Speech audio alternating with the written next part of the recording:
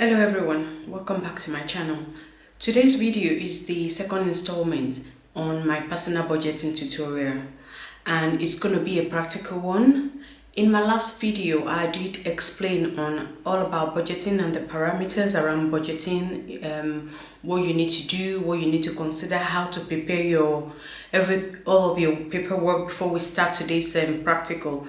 So if you've not seen that video, I would advise you go back and watch the video so that you can better understand what today's tutorial is all going to be about, because we are going to now use the Excel to put together everything that we did last week. Thanks. I hope you enjoyed this tutorial. Keep on watching. Okay, I have created my spreadsheet and you have my name there. It's a fictitious one. It's not exactly, some things are okay there. It's just to basically create an example of what a budget looks like. So I've got my name right there, and that's the budget figures that we have to tell you. We are budgeting for September, and this is the actual column. So this is where we're going to put in what actually happened, and we'll record this at the end of the month, or when you've actually paid for that particular item of expenses. And then this column L is where we will record, it will automatically calculate what the variance is, and the variance is just basically the difference between what you budgeted that you were going to spend, or budgeted that you're going to receive, to the actual of basically what happened. So it's a difference. It could be positive, it could be negative. You could receive more income than you were expecting, or you could receive less income than you were expecting. Vice versa with expenses. You could spend more than you anticipated, or you could spend more than you anticipated. So that's where that's what column L is all about. So we have the income right here in row 11. So I've listed my various incomes. So the salary, these are not real, they are just fictitious figure. Salary, side income. So side income could be your business. If you have any business, side business that you're doing, perhaps you make hair or you sell something, this is where the income will be. And then you have your passive income. Those are things like maybe your dividends, or any side income, any income that you're not actually really spending to earn. So it's like a cashback, your credit card cashback, debit card cashback, or anything. Those will be your passive income. Or you have a blog that brings you some sort of income on AdSense and things like that. Then you have benefits here, so whatever benefits either you or your children are receiving. Then maybe that particular month you have an item of expenses like insurance going out, or any other thing that you have been saving towards. Then it means that in that particular month you would then withdraw all the savings that you have been putting aside. So if you've been saving, say, for car insurance, then you're going to withdraw it because your insurance is due in that month. Okay, and then the next stage is our fixed expenses. So the mortgage, again, it will depend on you. What are your fixed expenses? You might not be paying rent or mortgage. Perhaps you are living in your parents' house, or you inherited the house and that's not part of your expenses. Your car repayments, council tax, phone contract, so on and so forth. Then you have your flexible expenses, which will be your grocery, your personal upkeep. In future I'll be doing more tutorials on how to spend wisely and minimize your expenses. So things like that, your grocery, you could bring it down. All of the things you could do. But let's say these are your actual item of expenses. So your charitable donations, if you're a Christian, you pay your tithe, offerings, and whatever it is, or you donate to charity, whatever the item of flexible expenses. And then you have your savings, again, like I mentioned in my last video, short, medium, and long term. On this spreadsheet I've only got short term and long term. So these are my, let's say my short term expenses, so holiday, car insurance, and whatever it might be. Then my long term ones, house purchase, perhaps I'm looking to own my own home. This could be different for you. It just depends on what your goals are. Perhaps you are looking to buy your house in the next 5 years, probably in the next 10 years. It depends, and that's what will determine how much you save every month towards that goal, depending on the the amount of house that you're going to purchase, what the amount is going to be, you know, whether it's like a 150,000 house or a 250,000 house, that will determine how much you actually put towards such particular savings every month. And then you have your healthcare. If you live in a country where healthcare is not free, then of course you've got to save towards it, because God forbid when anything happens, if your insurance doesn't cover it, then you've got to find somewhere to pay for such expenses. And then you have your savings towards if you want to get out of debt, perhaps you're paying a particular loan or whatever at the moment, but you want to pay it quicker, so you could, while you're paying the monthly bit, you could start putting together, you know, an extra, so that in the future you can pay it quicker than you're expecting, whether it's a student loan or whatever it is you're paying off. This is where you start saving towards it in order to make sure that you pay quicker than anticipated. And then after all that, we now have the total expenses. So your total expenses will be the accumulation of the fixed, the flexible, and your savings. So that will be your total expenses. So whatever is left after that will be your disposable income. Done it. So this is our budgeted figures now for September. And of course, your budget is never going to be the same as your actual. They would always be different. It's very rare to find a case where you budget and your actual is the same thing as well. Okay, say your salary is fixed, so salary is always going to be the same. The side income for that month, maybe you got less than you were expecting. Your passive income, maybe you got less than you were expecting. Your benefits probably all the same, or if you have additional one, then that could increase. Withdrawals from savings, you know, of course you're always going to be anticipating the same thing. So let's just copy that formula over. Okay, your actual income is actually less than your budgeted. It's going to come out as negative. But for your expenses, you want to take your budgeted out of actual, because what you are aiming for is you want your actual to actually be less than your budgeted when it comes to expenses. For your income, you want your actual income to actually be more than your budgeted income. Then it creates a positive variance. Okay, and that's the way we calculate it. So as you can see, it's actual minus budgeted when it comes to income. But for expenditure, your expenses, it will be your budgeted minus your actual. So that's what we want, and we drag this down. So again, let's come to actual income. Is for your mortgage, it's always going to be the same. Your car repayment, most likely, I mean, fixed expenses are usually the same. They don't really change, because most of them are really like direct debits and stuff like that. They are contractual payments. For car insurance, every year your car insurance changes. So for this particular year, say you drove well, there was no accident or anything, you managed to find something that is less than what you paid last year, because last year would have been your basis for your budget. But this year, perhaps, you know, you managed to do well, so you managed to save some money. Your utilities will most likely be the same. So can you see, now we have a positive variance, a positive difference between our actual and our budgeted. Okay, now let's come to our flexible expenses. So say for example, you budgeted 250, but you managed to spend 270 for one reason or the other, whether because things have gone up in the supermarket based on what your list was in the particular, the difference between what your shopping was in the previous month. Okay, so your personal upkeep, perhaps you manage to keep that down to 40. TV subscriptions, again, usually will be the same thing. Say you spent more on the kids, you feel probably should be around the same thing. Let's just assume they are the same thing. Charitable donations, you kept it the same. Okay, so again, we copy that formula on our expenses and put it on our flexible expenses. So now again, you've unfortunately in your flexible expenses you spent more than you anticipated. So you planned that you were going to spend 645, but you spent 675, so you have less. Okay, so we are going to come to our short-term savings. Let's say perhaps we managed to do the same thing. So your 125 there,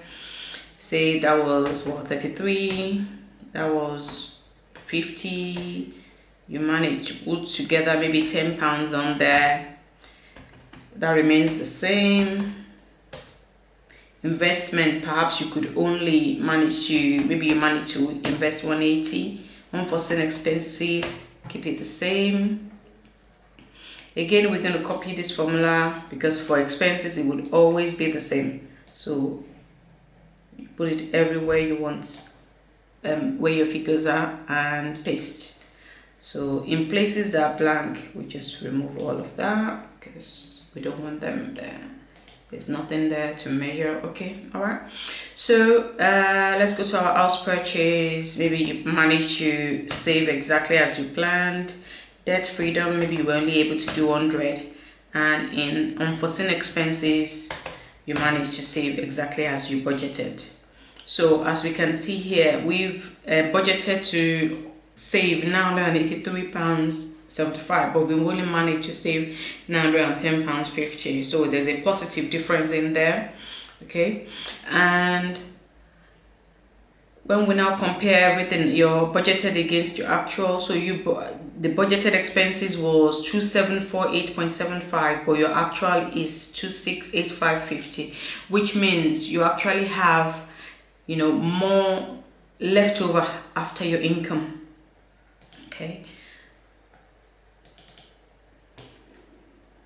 so how much is our disposable income left on your budgeted? Your disposable income, which is, according to this formula, will be your income there less your total expenses, which is 2745. So according to your budget, your disposable income was £76.25, but according to your actual, because your expenses was more than you budgeted for, your income was less than you budgeted for, pardon me, your income was less than you budgeted for. So the income was supposed to be 2825, but the income happened to be 2725.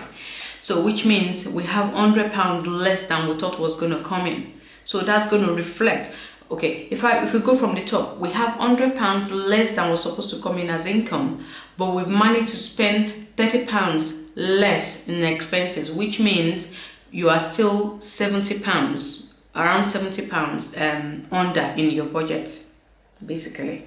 All right, so we thought our disposable income was going to be 76.25, but it's actually 39.50. So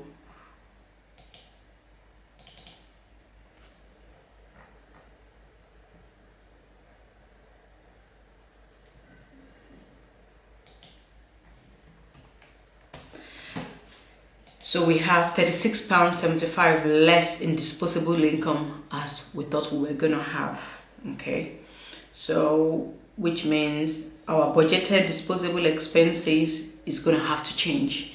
We originally thought we were gonna have £76.25 left, but it turns out that we only have £39.50 left. So what are we going to do about that?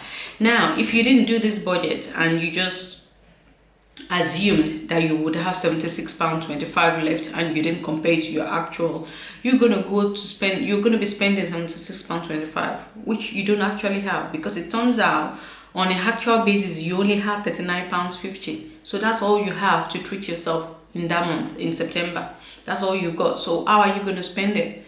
Okay, do you want to put it on the makeup listed, or do you want to put it on takeaway treats, or do you just want to scrap everything and just decide to put it on your savings, whether to increase your savings again, because your savings, you had to reduce it in a particular area. You increase your debt freedom bit. It was supposed to be 150, but you reduced it to 100. So you can use the 39.50 to hop that and put it in savings, just to take that figure back to almost what you budgeted before. Or you could go ahead and put it on part of what you budgeted, which was the makeup bit, and put it in 39.50. So which means at the end of the month you've got nothing left. So you've spent everything that you've earned, either in form of fixed expense, or in form of flexible expense, or in form of savings. In whatever way you've done it, you don't have anything left. So again, if we copy that and put it there,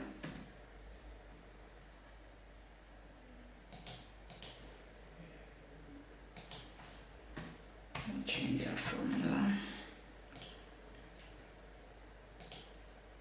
Okay.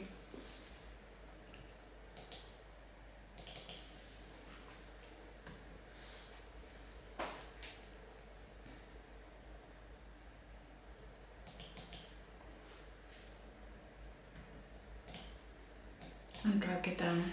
Now we are down to 0. Okay, all right, so basically that's it. So at the end of the day, your balance becomes nil. Okay, all right, so if you just to go over this quickly. So you have your title, you will have your budget column, your actual column, and your variance column, and then you have all your parameters, your income, your expenditure listed. So you'll have your figures, add all your income up, take away all your expenses, will give you disposable income, which is right here.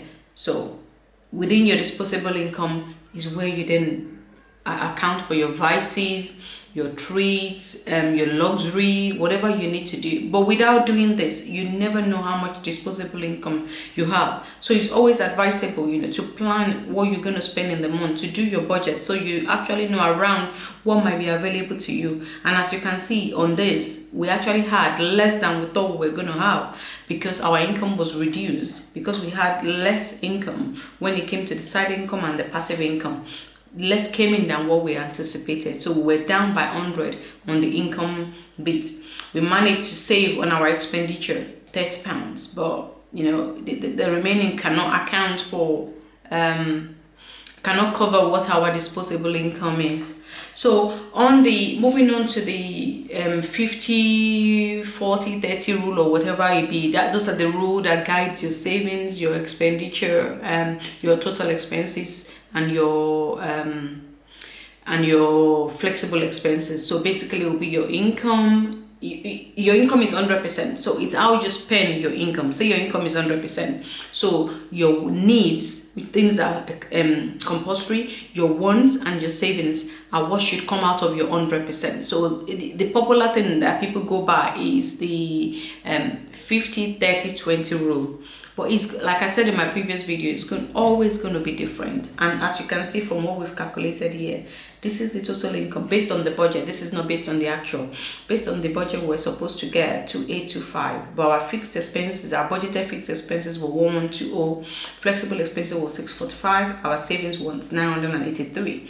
Based on that, and if we do the calculations, our rule is actually 40, 23, 35, and 3. So 40% fixed income expenses, 23% flexible expenses, 35% savings, and 3% disposable income. Again, 40% on fixed expenses, 23% on flexible, 35% on savings, and 3% on disposable income. Now, this will be different from somebody. Somebody else might not be able to afford to put 35% into savings. If their fixed income is more than the flexible income, then most of the expenses is most of the income that's coming is going to go towards the fixed and the flexible expenses. Therefore, the savings could probably be 20. Okay. If we do the same thing, say we're to do the same thing on the actual, let's see what that actually comes to. Okay, so if I copy this and put it down here. All right. So we have our actual income, and we have our actual fixed expenses, and our actual flexible expenses, and then our actual savings, which is down here, and then our actual disposable expenses. Okay, so let's find out what the percentage will be for that. So that will be our fixed expenses divided by the income. So that will be equals to that divided by that, and you want to format your spreadsheet to percentage. So let's do that first. So coming in here, your percentage, and let's do the same for flexible expenses. That's 25, and the same for savings, and the same for our disposable income. So can you see our budget head is actually so different to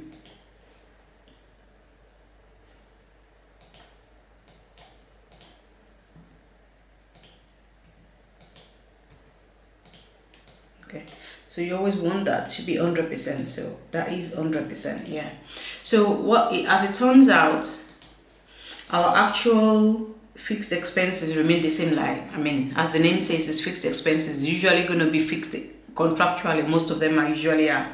And then as you see, our flexible expenses is actually more than we budgeted for. We thought we were going to spend 23% on our flexible, but we actually spent 25%, which reflected in our savings. We've had to spend less on savings, which came to 33% as opposed to the 35% that we budgeted for. And it turns out our disposable income expenses is actually also lower than what we budgeted for. We budgeted for 3%, but the actual was actually 1%. So, and that's basically how we budget monthly. I mean, if you are new to budgeting, you can skip the actual bit and the variance bit and just focus on the budget until you get used to budgeting and using Excel spreadsheet. So if you were to have stuck to this alone, this would have just been a plan. That is a plan for you. That's just a plan, is a guide. That budgeted figures, this is just a guide for you, and that's really what you need. And this is actually what happened. You know, it's an exact, you know, occurrence. The actual column J is the actual, and then the L will be your difference. I mean, it's good to have both of them, because how do you know how you're deviating from your plan? You need to know how much you're deviating from your plan so that you can get used to budgeting accurately. So when if you do practice your variance and your actual bit monthly, it then gives you better judgment on how to put together your budget. So, and I think eventually everybody really should be doing the actual and the variance. But like I said, if you are new, just stick to the budget part and, you know, plan how much you're going to spend on your fixed, your flexible, your savings, and, you know, until you have anything left over as the disposable income, you don't really buy anything that you don't need.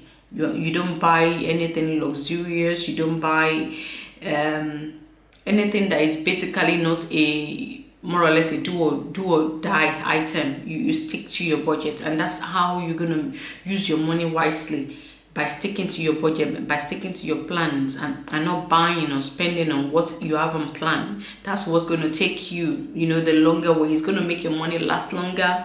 It's going to make you make wise choices. I mean, looking at all this, you can see where your money is going. It's having a meaning. Your savings are based on your goals, you know, and what you've planned for your life, you know, your ideas, where you see yourself in future. That's what your savings should be all about. And budget will keep you grounded. It will keep you more knowledgeable about, you know, what's coming in and going out, and which we should really be. We've worked out for our money. You shouldn't really be spending your money anyhow without being able to account for how much you are spending. So I hope this video has helped you. Okay, and that's what we have today. Thanks for watching. I hope you've enjoyed this video. Like, comment and subscribe.